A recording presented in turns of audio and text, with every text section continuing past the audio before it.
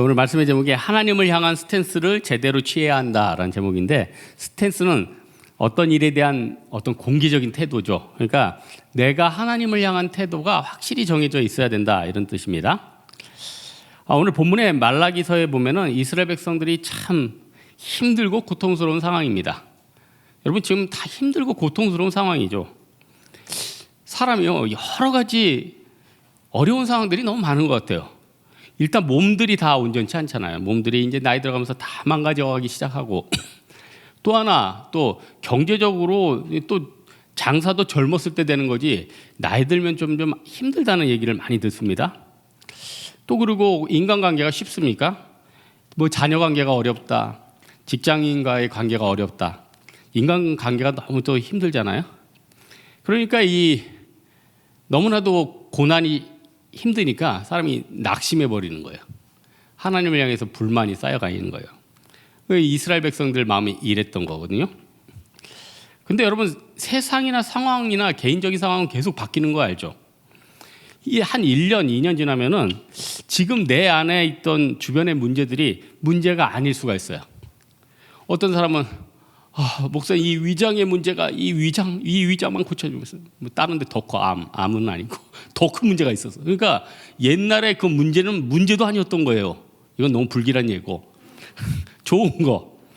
제가 아는 외국계 회사 다니던 한 형제, 그 은행권이었거든요. 근데 그 은행이 세계적인 은행이에요. 그러다 보니까 상사들이 다양한 나라의 상사가 있는 거예요. 어떤 사람은 스페인, 영국, 인도 상사. 근데 영국 상사는 좀 깐깐하긴 한데 또 그래도 영국에서 왔다고 좀 격식이 있고 이렇게. 그런데 인도 상사가 그렇게 피곤하게 굴려, 인도 상사. 그래서 그 이후로는 뭐 인도 발리우드 이런 건 보지도 않는데요. 옛날에는 인도 쪽 하면은 뭐 다 좋았는데 인도 분 때문에 스트레스를 많이 받는 거예요. 너무너무 힘들었는데 한 1년 되니까 지금 은행들이 세계적으로 어렵잖아요. 그러니까 다 날라갔어. 본국으로 날라가, 잘려, 뭐예요. 아무도 없대요. 여러분, 상황은 계속 변합니다. 그래서 지혜로운 사람은요, 힘들고 어려워도 자기만의 스탠스를 쭉 지켜요. 인내도 할 줄 알고요. 함부로 이 사람하고 이제 끝이다, 오늘 그동안 쌓였던 욕 다 하고 가야지. 욕 한번 다 해보세요. 끝이 안 좋고 또 만나고, 특별히 하나님한테, 하나님 이 꼴이 뭡니까? 하나님 또 만나요. 천국에서 만나고 또 만나. 내일도 살아계시고, 욕했는데 갔는데 화장실에도 있고, 자는데 누웠는데 침대 위에도 있고, 하나님은 계속. 그래서 하나님을 향한 믿음의 스탠스, 입술을 지키는 거. 그러니까 욥이 입술로 범죄하지 않으려고 그렇게 노력하잖아요. 이게 굉장히 믿음에 중요한 겁니다. 그래서 오늘 7절에 있잖아요. 제사장들 뭐를 지켜요? 입술을 지키래요. 입술의 지식. 이거는 신앙의 고백, 흔들리지 않는 믿음, 이런 걸 지키려는 거예요. 여러분, 레위인들은 누굽니까? 사실 목회자 아니에요? 저도 제 인생에 10대 감사 제목이 있는데 그중에 한 3번째인가 저를 부족한데도 목사 삼아주신 거 감사해요. 너무 감사하잖아요, 부족한데. 그래서 레위인들은 축복받았다 그러는데, 여러분, 야곱의 예언 창세기 한번 찾아가서 한번 읽어보세요. 야곱이 레위를 축복했을까요? 레위를 저주했습니다. 레위를 저주했다니까요. 시몬하고 레위를 깠어요. 왜 저주했을까요? 디나 사건으로 인해서 살육을 했잖아요. 살인을 저질렀잖아요. 그래서 레위랑 시몬은 저주를 받을지어다 흩어질지어다 해가지고 레위랑 시몬이 흩어져 버렸어요. 그런데 이들이 반전이 언제 일어났냐면은 출애굽기에 시대가 또 바뀌죠. 출애굽기 때 금송아지로 막 백성들이 우상 숭배할 때 레위 지파들이 전체가 그동안 그 고난을 받았을 거 아니야? 이제는 믿음 가운데 쓴다고 모세편, 하나님 편에 다 썼어요. 그래서 하나님이 레위 지파를 칭찬하셨어요. 또한 민수기에 보니까 바알볼 사건 때 아무도 정의를 위해서 나가지 않으려고 그래요. 여러분, 요즘 시대가 그렇지 않아요? 정의고 옳은 걸 옳다고 말을 못해. 뭐 동성애가 틀렸으면 교회에서 말을 했는데 그 말을 못해. 그래서 예배 드리는데 말을 못해. 옛날에 박신양이 그랬잖아요. 왜 말을 못하냐고. 왜 사랑한다고 말을 못해. 여러분, 박신양 애인이에요? 그래서 비느하스가 딱 들고 창으로 그 남녀들을 찔러 죽이고 믿음 가운데 탁 쓰니까 어떻게 돼요? 그때부터 레위 지파가 하나님께 평강의 언약을 맺었다. 5절에 보니까 레위와 세운 나의 언약은 생명과 평강의 언약이라. 그동안 내 인생이 살았을 때 엉망진창이고 하나님 앞에 제대로 한번 못 썼다. 그런데 다시 한번 믿음 가운데 쓴다. 그러면요, 저주받았던 인생이 새롭게 됩니다. 새롭게 돼요. 그리고 말 못했던 자들이 말을 한다. 여러분, 오늘 낮에 우리 목사님 설교하실 때 본문 뭐라고 그래요? 아니, 주변에서 말하지 않으면 돌들이 소리친다고 그러잖아요. 마찬가지예요. 이 시대에 아무도 말 안 할 때 내가 믿음의 말을 하면 어떻게 돼요? 하나님이 그 사람을 들어서 써준다는 거예요. 사람은요, 누구든지 옳은 말이나 자기한테 피해가 오는 말은 하기 싫어합니다. 그래서 이거 뭐 트렌드라 안타깝긴 하는데, 모든 나라들이 어려워지고 힘들수록 다 어떻게 가냐면 전부 다 포퓰리즘으로 가죠. 원래 포퓰리즘인데 거기에 표를 좋아한다고 해서 이게 신조어죠. 원래 포퓰리즘인데 포퓰리즘으로 가는 거죠. 그래서 사람들이 다 원하는 것 해주려고 그래요. 공짜, 희생하기 싫어하는 거, 덮어놓는 거, 좋은 게 좋은 거, 죄를 죄라고 말하지 않는 거. 구약에요, 거짓 선지자들이 평안하다 하다 다 망했어요. 그 거짓 선지자들 말 들은 사람 어떻게 되면 다 지옥 가는 거 아니에요? 여러분, 말 안 해가지고 다 지옥 가면, 아니, 세상에서의 포퓰리즘은 그냥 어렵게 살다가 가고 뭐 미래의 책임을 우리가 감당하면 끝이지만, 죽어가지고 지옥 가면 그거는 누가 책임질 겁니까? 에? 누가 책임질 거예요? 참 선지자들은 힘든 겁니다. 이사야 같은 경우는 그렇게 옳은 얘기 열심히 하고 66장까지 썼는데 어떻게 톱으로 켜서 죽었죠. 에스겔 같은 경우는 어떻게 해요? 자기 아내가 사랑해서 죽었는데 하나님이 울지도 말라고 그랬어요. 다 이거 문제가 뭐예요? 헌신하고 하나님 앞에 서려면 고난이 있는데, 하지만 그 길을 감당하면은 어마어마한 영광의 면류관이 있다는 거예요. 여러분, 우리 한국 초대교회 정말 길선주 목사님, 송양원 목사님, 주기철 목사님, 이런 분들 일사가고 신앙 너무 멋있었죠. 그때는요, 성도들도 뜨거웠어요. 막 전쟁 일어나고 애기 뭐 장사하고, 낮에는 장사하고 밤에는 애기 안고 와가지고 무릎 꿇고 관절 나가면서 기도하고 예배드리고. 어떻게 하나님이 축복을 안 할 수 있습니까? 그래서 호세아서 4장 6절, 내 백성이 지혜가 없어서 망한다, 지식이 없어서 망한다. 무슨 말이에요? 믿음을 떠나니까, 어려우니까. 여러분, 우리 하나님 말씀 안에 무궁한 지혜와 지식이 있어요. 무궁한 지혜와 지식. 진짜 하나님 말씀 보니까 내가 욕심이 과하게 날 때는요, 하나님 말씀 보니까 버릴 줄 알게 됐대요. 과유불급 안 하게 돼요. 오버슈팅 안 하게 되고, 승산이 없는 싸움에는 내가 매달리지 않게 돼요. 승산. 또 죄와 유사하거든 다가가지 않으려고 그래요. 이런 게 내 인생에 얼마나 디펜스가 되고 안전망이 되는지 아십니까? 그래서 믿음 가운데 사는 게 결국 우리가 사는 길이라는 거예요.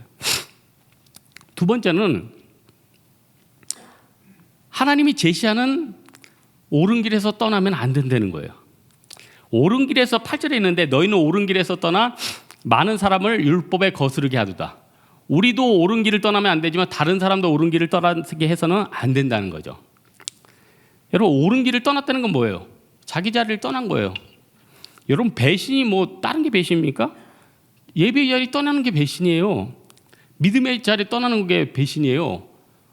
목회자가 영광의 하나님의 복음 증거 말고 다른 거 생각하는 거, 이것도 배신입니다. 성도가 물론 세상에서 피땀 흘리면서 밥 먹으려고 진짜 열심히 노력하면 살지만, 예배나 믿음을 떠나면은 그건 배신이에요. 여러분, 제사장들이 자기 사명을 떠나니까 어떻게 돼요? 하나님이 서운해하셨대. 오늘 레위인들, 내가 복을 다시 저주로 바꾼대요. 심한 말 나와서요. 네 얼굴에 똥을 바른대요. 하나님, 제발 제 얼굴에 똥을, 이 설교를 본문을 읽는데 내가 하나님의 영광을 가리지 못하면 하나님이 똥을 바르는데요. 제가 하루에도 맨날 똥을 만지잖아요. 우리 개가 똥을 계속 싸니까 그거 누가 치우겠어? 내가 치워야지. 근데요, 밤에 제가 수면 양말을 신고 화장실을 가다 보면은 뭐가 밟혀요. 그 우리 강아지의 똥이에요. 응? 근데 감사해요. 이수면 양말은 털어서 세탁기에 아니 세탁기에 넣으면 다른 거랑 섞이니까 안 된다. 따로 빨면 되는데. 근데 그게 내 맨발이었다. 아니면 넘어졌는데 내 얼굴이었다. 이러면은 기분이 안 좋겠죠. 기분이 안 좋겠죠. 레위인들이 망가지는 거 하느님이 벌써 레위인들이 얼만큼 망가지느냐에 따라서 신앙의 초대가 어떻게 기우느냐를 볼 수가 있는 거예요. 그러니까 여러분들 한국교회 신앙의 잣대가 어디다 하면 누굴 보면 돼요? 목회자들을 보면 돼요. 저 목회자 저거 맨날 비트코인 가자 뭐 이러고 있다. 아 그러면 별로 한국교회 미래에 어두운 거예요. 저 목사 관심이 맨날 건강이다. 죄송합니다. 그럼 한국교회는 큰일이에요. 그런 거 다른 거 연구하면서 취미는 할 수 있겠죠. 그러나 우리의 생명은 영혼 구원 아니겠습니까? 저는 물론 저도 어렸을 때부터 개를 길렀어요.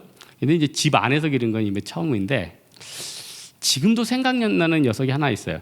할아버지가 이제 세파트를 하나 구해서 주셨는데 세퍼트가 여러분 개 중에서 세퍼트가 진짜 똑똑하고 잘생기고 독일 개인데 존경할 만합니다.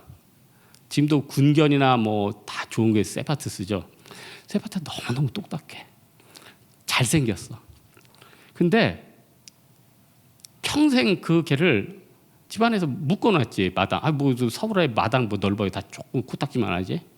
사람들 왔다 갔다 하니까 풀어놓을 수도 없고. 그러니까 어떻게 해요? 맨날 묶여 있는 거죠. 줄도 뭐 그렇게 길지 않고. 요즘 밤마다 잘 때 그 개가 생각나. 아, 미안하다.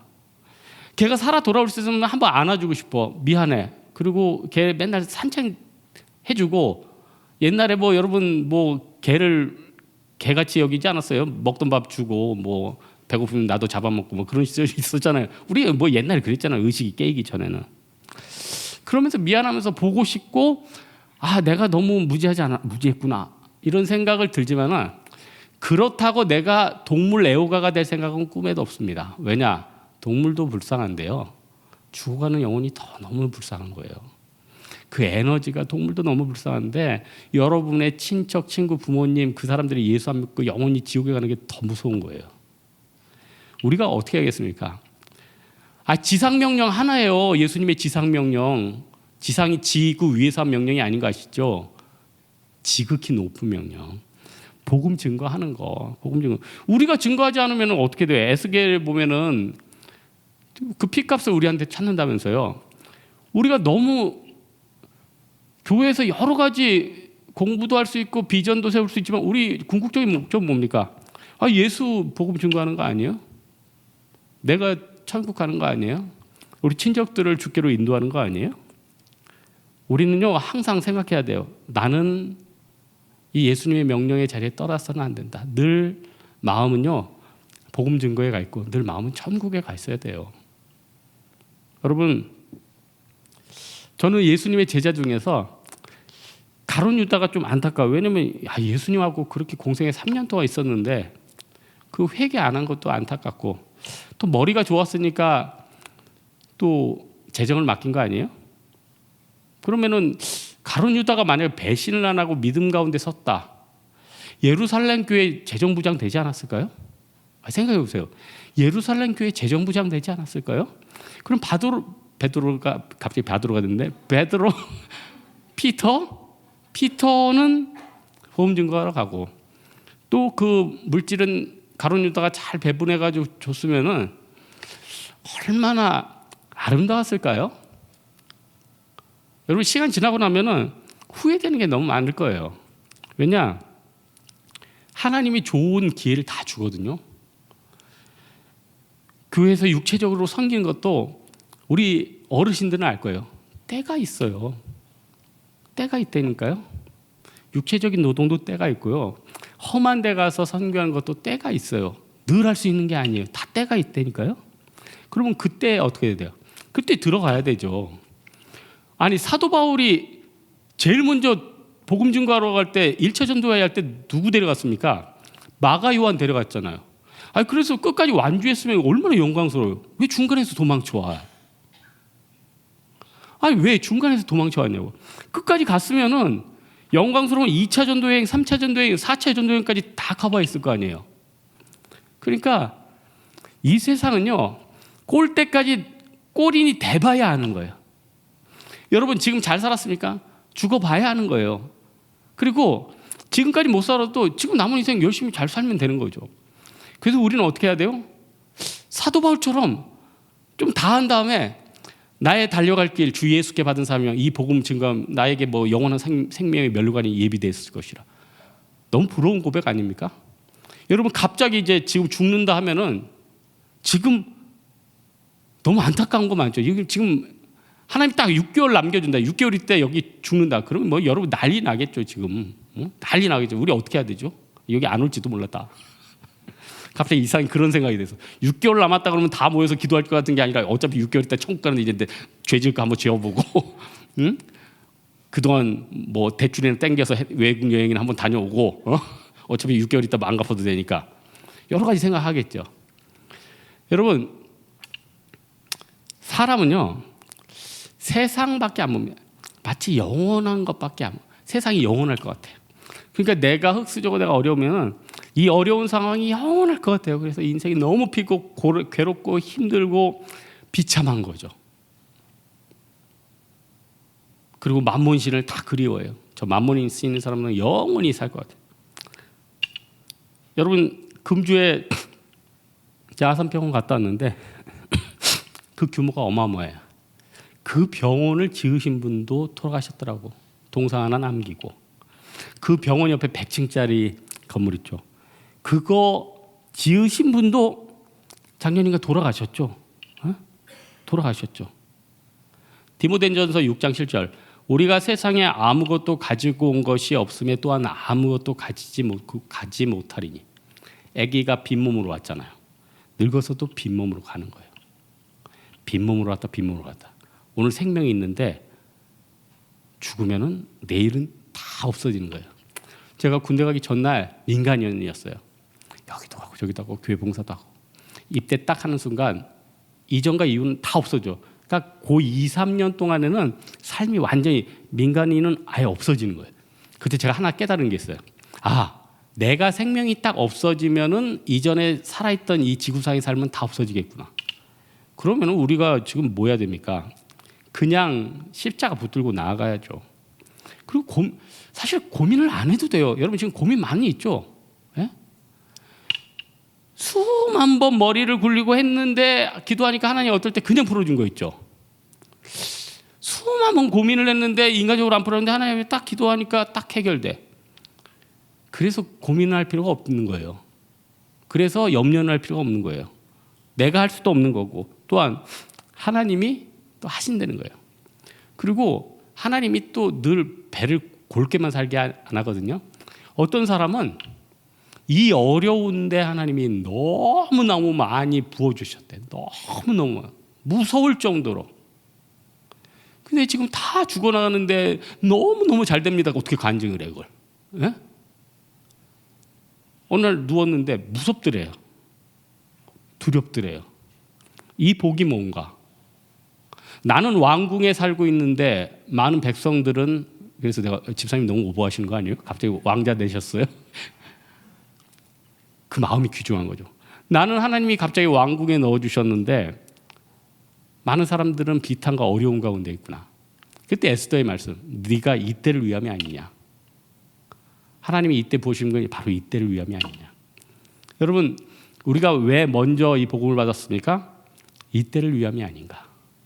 내가 아직 왜 직장에 붙어 있습니까? 이때를 위함이 아닌가.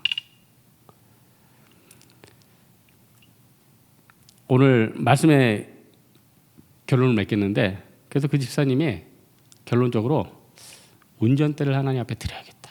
운전대를 하나님 앞에 드려야겠다. 복이 너무 크고요. 너무 어려운 가운데서 극적인 변화를 하니까 이건 운전대를 하나님 앞에 덤기는 게 낫겠다.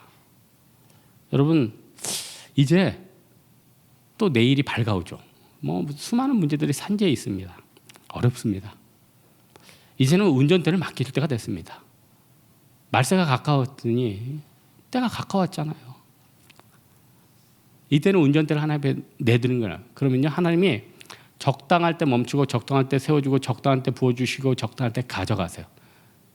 그래서 가져갈 건 가져가시게 하시고 앞으로 지를 건 지르게 하시고 헌신할 건 헌신하게 하시고 복음 증거할 건 증거하게 하시고 복음 증거도 하나님이 여러분 통해서 계획하셨을 거예요. 이번 주에는 너 누구한테 가라. 이번 주에는 친척 방문해라. 이번 주에는 무슨 말을 하라. 그럼 복음 증거나 이 모든 것까지 하나님이 주관하실 때 하나님이 내 인생을 놀랍게 이끌어 주신다는 겁니다. 고난의 때가 될수록 사람들이 자기 주장, 자기 생각이 강해집니다. 이때 믿음의 스탠스로 하나님 앞에 정금같이 서는 여러분 되기를 주님의 이름으로 축원합니다. 항해자 한번 찬양할까요?